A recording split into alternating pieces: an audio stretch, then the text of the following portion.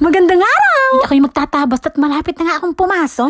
Ay inang, ay ilang tulog na laang. Back to reality na naman. Tapos na ang pagiging buhay turista. Sa tunay, ako'y mixed emotion. Eh sino namang aayaw sa buhay turista, diga? Ay ang kaso, pagka itinuloy-tuloy ko ang buhay turista ko, ang ending ko nito, taong grasa. Ay yung naman simula ng pagtira ko din, wala pa man akong nahasahod, nakadalawang beses na akong bayad ng bill. Ay tinamaan ng magaling ang gas din, talagang nakakapagpaiyak. Ay kinabog ang presyo ng bigas. Yung mas mahal pa yung basic pay kaysa sa tunay mong konsumo. Ay hindi ko pa dyan nababanggit ang bayad ng tirahan ko, ha? Toki pa more. Ayan naman ay hindi naman daing, ha? Yun ay realidad. At least kapag ka ikay lunod na sa mga bayarin, ilabas mo lamang at ikay maglakad-lakad. O, di pa ni bagong gastusin. Sa mga oras na rin ako'y kikig pa munisipyo. Ako'y magpaparehistro sa Porpis, AKAP at AX. Ewan ko lamang kung ako'y makadaing pa sa mga bayarin din. Hindi nga pala yung daing. Antay ka lang ako may good news naman. Ang tunay kung bakit ako'y paparne. Nahawakan ko na ng personal ang aking visa. Wala, munisipyo na. Sa baba lang ng bahay.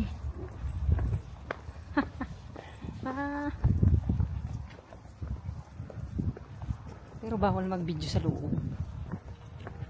Ay grabe, ito na nga siya. Sheesh! Parang walang nakadikit na may number. Mag-aasikaso ako ng ID ko dito, yung my number. Kasi nga, dumating na yung alien card ko.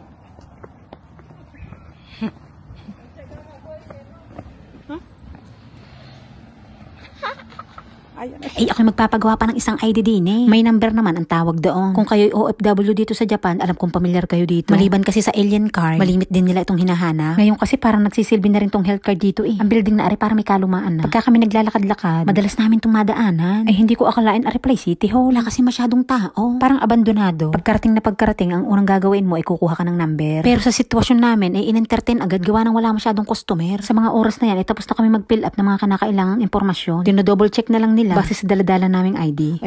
Tamang kwentuhan na lang. Pag ikay magpaprocess ng dokumento dito sa Japan, ay pagkakasaalwan. Yung kang uuwi ka ng hindi bigo, yung bang kalma kang hindi mahasayang ang iyong araw. Malaki ang pagpapahalaga nila sa oras ng bawat isa. In short, hindi pa importante. May karanasan kasi ako, palibhasa ay kailangan. Balik-baliking ka pa. Gusto pang isamba. Yung siklab yung init ay sinugod mo. Tapos nandilensya ka pa ng pamasahe. Tapos ang ending, balik na lang daw. At tumapat daw ng break time nila. At saan mo naman ako pa iikotin? Sa City Mart, sa Save More. Makabasag pa ako doon. Alam nyo ng tukod. Ang hirap nyong kapulong. Sa Pinas pa to, abay, nakain pa ng banana cue. Pagkapasok namin din, entertain agad. Ganon sila kabilis. Magsalita ka lang, tulungan mo. Si ate, ang binigay, expire na. Sabi ko, ako yung tulungan, hindi mo ako ibubuking. Kaya naman parang hindi kaibigan. Yung gayon, taguan. Ay, shit, ako na nga magkukwento. Mas pangit pagka sa iba nang gagaling. Oo, ako napahiya ng very slide. Gawa ng pagdating ko sa counter, ang bit-bit ko pala itong butas kong ID. Yung expired. Hindi, tapakita ko sa inyo. Ito. Papakita ko. Kasi bagong bigay yung alien card namin dito, yung ID namin. Butas ang naibigay ko. Dapat. Bago. Nahaluan pa ng taranta. Ang dami kasing tanong. Inagad-agad ako. Alam namang aapat ang nihunggo ko. Tapos yung mga backup ko pa na inaasahan ko, mga kasing talino ko rin. May kanya-kanyang opinion. Sabi sa counter. First time mo bang magpapagawa? Nagko-compose pa ako ng nihunggo sa isip ko. May nasulsul na sa likod. Sabihin mo na lang na oo. Pare-pareho lang din yan. Sabi naman ng isa, wag, mababago niya yung dati mong number. Inang ko po, ipagkakasaligalig. Kayo ba ang tinatanong? Kailan pa kayo naging jowa? Di ayun, taranta at turete. Expired yung naibigay ko. Convincing ba naman ang mga palusot? Sabi ng isa naman, bakit ka kasi may pagbit-bit pa ng expired? Saan mo naman yung gagamitin? Hindi pa iniwan sa bahay. Pampakapal rin ng wallet. Parang paldo. Di kanina pa kami dyan nakaupo. Kami pala nag-iintay sa wala. Yung palang ibinigay sa aming papel kanina. May barcode doon. At gagawin namin via online. Fill up, attach ng picture. Tapos mag-iintay lang kami ng email kung kailan namin po pwedeng pick upin. Hi lang kasi ng hi kanina. Hindi naman pala naiintindihan. Nakapagyabang pa naman ako kanina na pagpunta kuha agad. So uuwi din pala ako ng warm bit-bit. Nakapanira pa naman ako ng tao. Yan ang napapala ng inuuna ang yabang. Siya, dini tayo mamamaraka. Dini, sigurado tayo may maiuwi. Ari paghahanda sa nalalapit kong pasukan. Nakailang attempt na ako diyang mag-stack sa rin. Sabi ko iti hanggang pasukan na. Ay umatras na lang umatras itong pasukan. Ako pa naman igutumin pagka nasa bahay laang. Lasahin ko yung ngumasab na ng ngumasab. Paragang laging nakaway sa akin yung aking mga stock. Edi ano mga pagkain na magtatagal na rin sa akin. Pag mga gulay, dini ako namamalingke. Gawa ng mga prosin ang kinukuha ko. Pagka kasi mga fresh na gulay ang aking kinukuha. Ako'y laging kakabak-kabak. Baka kasi ako'y mabulukan. Inang ay malaking sayang sa kwarta. Tapos pansin ko lamang laking mura pa din. Hindi ko lang alam sa sa sustansya. Malakas naman ang aking resistensya pag ako ipaldo. Pagka ako'y namumulubi na kakabili ng fresh, doon ako nanghihina. Sa pamimili ko dyan, pinag-iisipan ko ng mabuti. Kung saan ako mapapadali, yung po pwede kong baunin, yung hindi magiging hassle. Kagaya na rin okrang aray. I-pre-cook na. Pag naitubog mo rin ng kaunti sa nakulong tubig, siya na ng preskong inilaga. Ay, yun namang beans na iyon. Ay, hindi ko alam kung anong gagawin ko pa nga doon. Nagustuhan ko lang ang baga. Kasasabi ko pa lamang talagang pag-iisipan ko ang pagbili-bili. Mukhang lalamigin yung sa rep ko Are naman ang mabisang pantawid kapag ka medyo bitin yung pagkain mo. Pampabusog. Dati ako hindi interesado din Sabi ko, ano naman lasa Parang pinagbabara ng medyas. Ngayon ay hanap-hanap na ng panlasa ko ang babara ng medyas na iyan. Sabi ko, okay pagabi na mamamaling ka din Baka sakali bagang makakatagpo ng sale. Ko, bigo. Madalang yata mag-sale din Ang mga benta kasi din puro panago baga. Kaya pag mga karne, doon ako sa supermarket na dayo. Sabi kong gabi ako paparne, inasobran yata sa gabi. Gawa nang yung mga nakadisplay na karne, pambukas na. Okay sana at natsyempuhan ko yung mga presko. Anlay, ayaw ko ng presko. Gusto ko imura. Ako naman hindi masailan. Tsaka yung mga ibinebenta naman sale dito, hindi naman yung tuong parang pantapon na talaga. Abay laman tiyan pa. Basta bagay kay masipag mangamot pagka nangate. Tuloy Hanggat hindi nawimilog ang iyong mga bone. Dili naman, makaahon lamang, ibahay ko na. Aring ang matagal ko nang pinapangarap na lugar. Yung kahit anong oras ko maisipang lumabas, naaari. Walang lulugaran ng anxiety. Tapos ganitong kapayapa ang uuwian, ay pera na lang talaga ang kulang.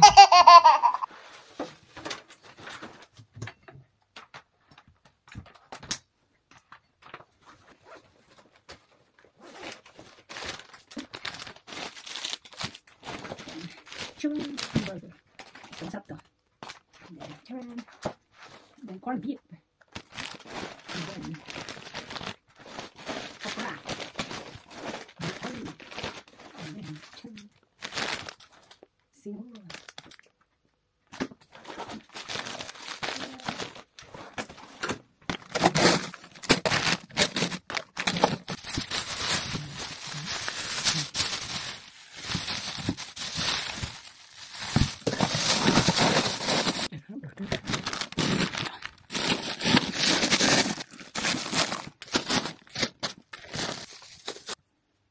Diga, may pa ASMR. Lasahin ko yung memorize yun ang laman ng rep ko. Pagkakabilis punuin, Yung ganamang nakalakilaan ng konti sa kahon ng sapato. Hindi yung reklamo ha.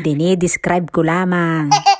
Rireklamuhan ko pagay, libre na ngang ibinigay. Pero isa sa pinapasalamat ko sa bahay na pagkakasatipid naman sa kuryente. Yung namang hindi pa oras ng tulugan. Patayan ko na ng ilaw. Ito naman ang nakakatawa sa aking pagkakakit na washing machine. Malagyan ko lang ng 5 t-shirt. Lasahin ko'y mual at hirap na hirap ng umikot. Hindi ulit yung reklamo ha. Describe ko lang ulit. Pero sa umpisay, umangal talaga ako. Inang, may washing machine palang garne. Nakalamang laang na kaunti sa laruan. Marami pa naman dati akong iniisip na strategy para makatipid. Sabi ko, once a week lang ako maglalaba para isang bultuhan. Yung isang ikutan baga. Inang, hindi maaari ang bultuhan. Maaari naman pala, pero hindi isang ikutan. Pero nung dumating naman yung mga bills, agad kong natanggap. Napakatipid naman palang kumonsumo ng aking mga cute na appliances. Siya may ililiit paghaw Yung kakaldero na. Gaya ng mga transition. Umaga agad. I who have nothing. I who have no one. Linggo ngayon. Sunday's best. And please, goodbye. Napasarap. Naalala kong inay hayaan nyo na ang lyrics. Baka makapiright.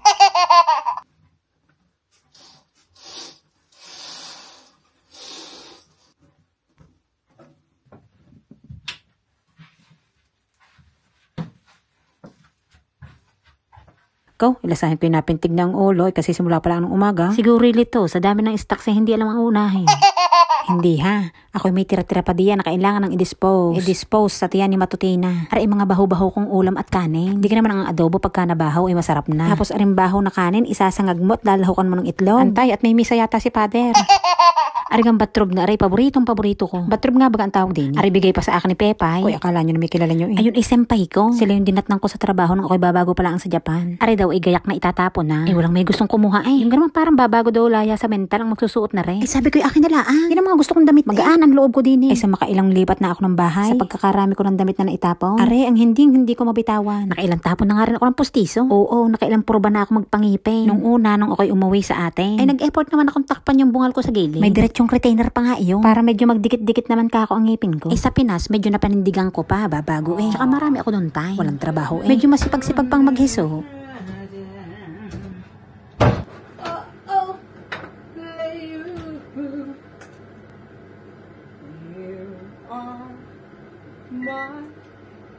destiny. Ay bumalik na ako ngayon ng Japan. Ay pag nakaramdam ka ng medyo may tinga-tinga, ay hindi mo agad mahihisuan gawa na ikay nasa trabaho. Pag nagkaroon ka naman ng time para hisuan, ay inang ipanis na. Ay inabutan ng expired. Alay, hindi ko naman itinatanggi ako'y nakain ng expired. Pero wag naman ganito. Pagka lunch break kasi noon, ay mahaba ang oras. Maaari mo pang toothbrushan. Yung akin noon ay may kasamang ngalangala. Ay lagi kasing may nasingit na pagkain doon. Pakaramdam ko bagay lagi ako may imbak. Ay hindi madaan sa, ay talagang kailangang hisuan lagi.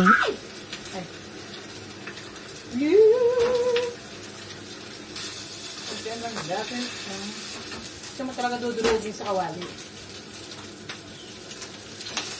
Ay. Huwag mo bang naninipit? Eh, ang problema ngayon, meron kaming coffee break na 10 minutes. Pag napakagat ka ng tinapay na pasas na flavor, diyan ka muna sa ngalangala ko. Mag-o-overtime pang amo mo. Lasahin ko'y pag-uwi sa bahay, lasing. Ikaw, yung racing pala yung naging wine na. Yung girmang buruhin sa ngalangala.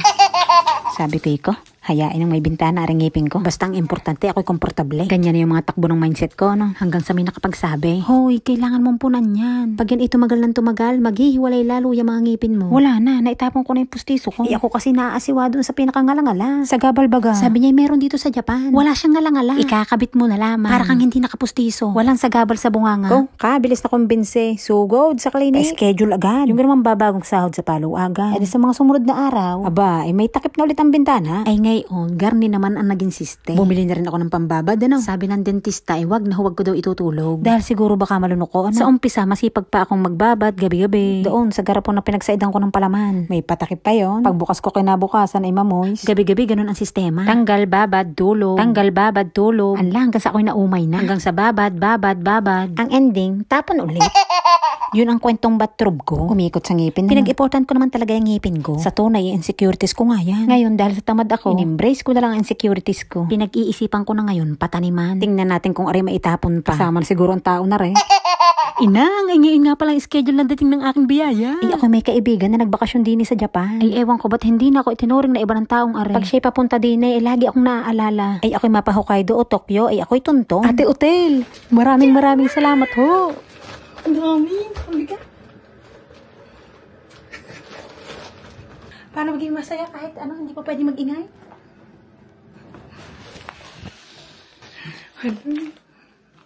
Wait lang, kasabuhat ng pinto. Kung ay magdadamot pa yata. Hindi, baka ako'y makalimot at makapag-ingay. Ay, nagpapaliwanag.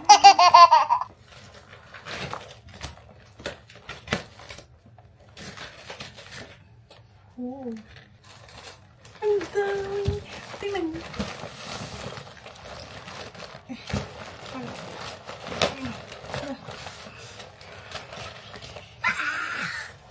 Oh!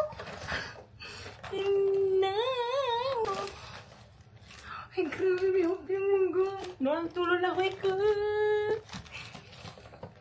Ang dami! Oo, meron pa. Skyflakes. Ano ito? Kaping baraka. Saan ko na?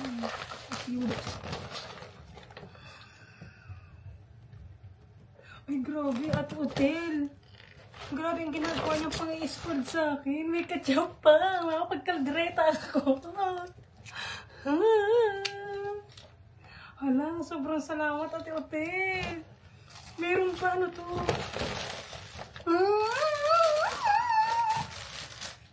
Release ka. Ang dami ko ng pagkain. Pang shigoto, pang ano, trabaho. Pang merienda. Pang almusal na rin. Buksan ko din.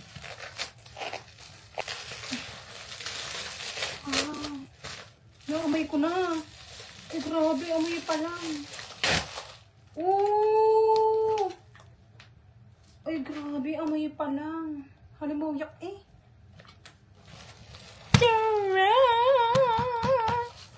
Salamat po, sobra-sobra. Ginang.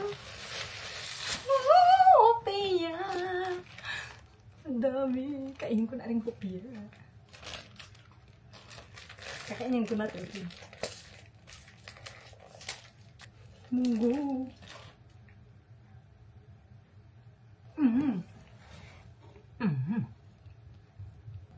Iba talaga ang sarap ng hopia, no?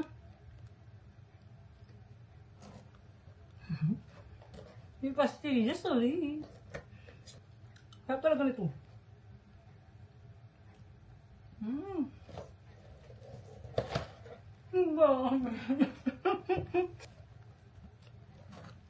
Dami naman na rin. Ayusin. Hili-hilera. May picturean ko na. Iyayabang ko na ari sa social media. Picture ulit. Picture tayong dalawa. Ito pa. Yung makuyo. 1, 2, 3. Ito pa. Tingnan ko nga. Salamat. Maunti pa daw are. Sabi sa akin. Ay pagkakarami na nare. Inang. Ay pagkakasarap mabuhay sa mundong ibabaw.